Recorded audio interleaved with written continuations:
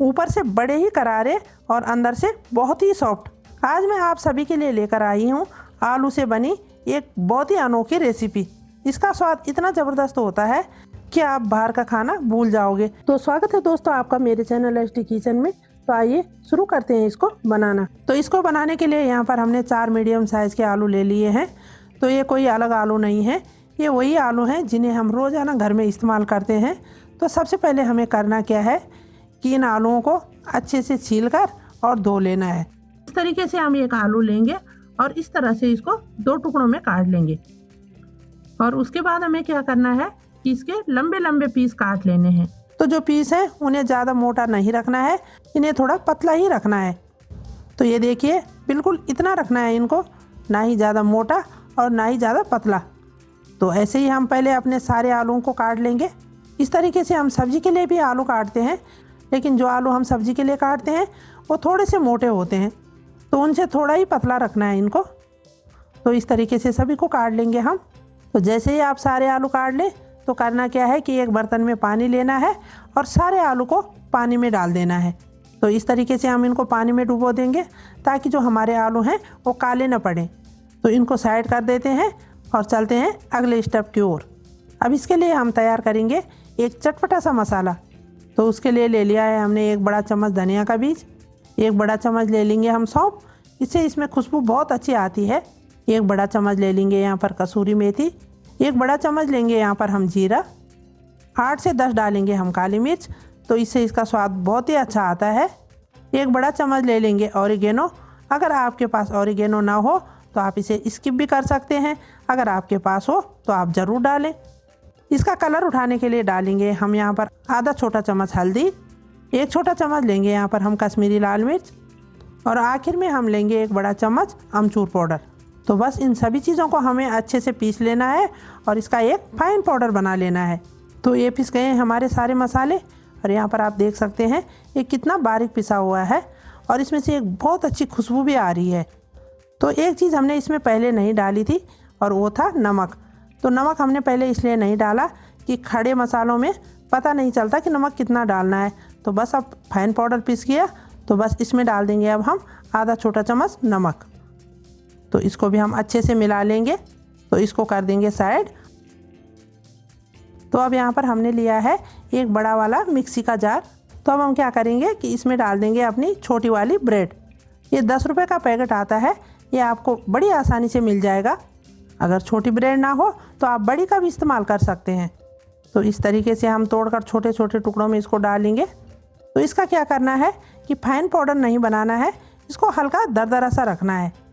तो ये देखिए इसे हमने दरदरा सा पीस लिया है। इस तरीके से इसको हम प्लेट पे फैला देंगे। तो इसे प्लेट में फैला के रख देना है। जो ब्रेड होती है ना उनमें थोड़ा सा मॉइस्चर होता है, तो इस तरीके से फैला के इनका मॉइस्चर हट जाएगा और ये थोड़ी सी करारी हो जाएगी। तो ऐसे ही हम इसको छोड़ देंगे। तो यहाँ पर अब एक बाउल में हम ले लेंगे 1 कप मैदा और इसमें डाल देंगे 1 छोटा चम्मच नमक। तो इसका हमने एक हल्का सा पतला बैटर बनाना है। तो ऐसे इसमें हम धीरे धीरे करके पानी डालेंगे और इसको घोलते रहेंगे ताकि इसमें एक भी लम्स ना रहे। इस तरीके से अच्छे से हम इसको मिलाते रहेंगे। तो ये देखिए बढ़िया सा बैटर बन के तैयार हो गया है, और ये देखिए हाथ में लग के ऐसे लग रहा है ये। तो बस हमें ऐसा ही बैटर चाहिए।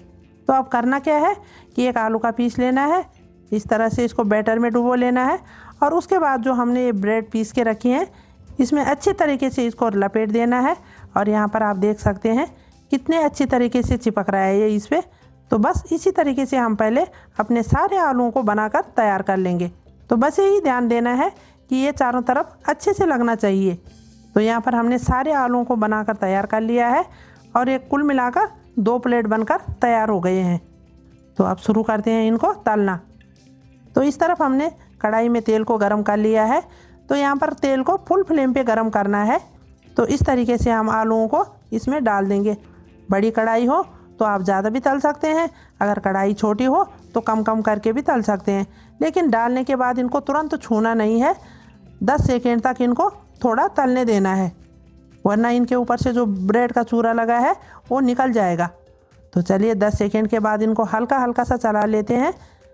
तो अब यहाँ पर गैस का फ्लेम मीडियम हाई कर देना है और धीरे धीरे इनको चलाकर इसी तरह से 3 से 4 मिनट तक पकने देना है।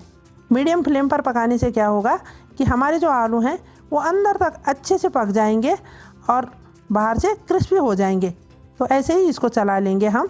तो ये देखिए कितना अच्छा कलर आया है इनका और ये बहुत ही अच्छे तरीके से पक गए हैं। तो अब करेंगे क्या कि एक छलनी लेंगे और इस तरह से इनको छलनी में डाल देंगे ताकि जो एक्स्ट्रा तेल हो वो यहीं पे कढ़ाई में गिर जाए। और यहाँ पर आप देख सकते हैं ये कितने अच्छी तरह से पके हैं और देखने में भी बहुत सुंदर लग रहे हैं और बने भी ये बहुत ही ज़्यादा करारे हैं। तो बस इसी तरीके से हम अपना दूसरा बैच भी तैयार कर लेंगे। इस तरीके से इनको तेल में डालते जाना है, थोड़ी देर बाद इसी तरह से चलाना है और अलट पलट के पका लेना है। तो यहाँ पर ध्यान देना है कि दूसरे बैच के लिए गैस को यहाँ पर 15 से 20 सेकेंड के लिए हाई कर देना है और उसके बाद फिर मीडियम हाई पे कर देना है, तभी ये बहुत अच्छी तरीके से पकेंगे। तो यहाँ पर इनका भी कलर बदल चुका है, तो इनको भी हम इसी तरीके से छलनी से निकाल लेंगे और इसी तरीके से हम अपने सभी आलूओं को तल लेंगे। तो हमने क्या किया है कि इनको एक स्टील की प्लेट में रख लिया है। तो इन्हें थोड़ा खुले बर्तन में रखना है ताकि ये अच्छे से फैल जाए और फिर हम इनके ऊपर से इस तरह से जो हमने मसाला बना रखा है उसको डाल देंगे। तो मसाला आप अपने हिसाब से डाल लेना, कम ज़्यादा जितना चाहिए होगा, और इस तरीके से इनको अच्छी तरह से मिक्स कर लेंगे। तो ये लीजिए तैयार हो चुके हैं हमारे क्रंची मसाला आलू। तो ये देखिए ये अंदर से सॉफ्ट और ऊपर से बड़े ही करारे हैं। तो मेरी इस रेसिपी को आप भी ज़रूर ट्राई कीजिए और मुझे बताइए कि आपको ये कैसी लगी।